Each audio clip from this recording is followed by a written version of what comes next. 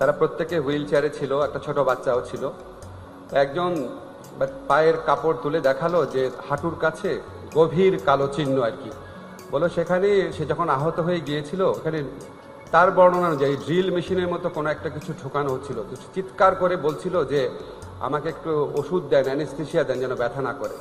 তখন তার বুকের উপর পা চেপে, তার বর্ণনা মতে দুইজন ডাক্তার বুকের উপর পা চেপে তাকে আটকে রেখে বলছিল, হারামজাদা আন্দোলনে করতে গেছিলি না, এবার বুঝ।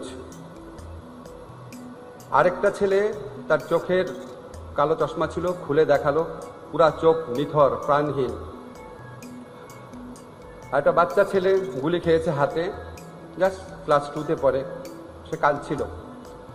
আর একটা ভাই বর্ণনা করছিল যখন তার সাথে থাকা আরেকটা ছেলেকে যখন সে আনছিল দূরের একটা শহর থেকে, তখন অ্যাম্বুলেন্সে বারবার পুলিশ থামাচ্ছিল আহত ব্যক্তিদেরকে তুলে নিয়ে যাওয়ার জন্য, হয়তো হত্যা করার জন্য আহত ব্যক্তিদেরকে।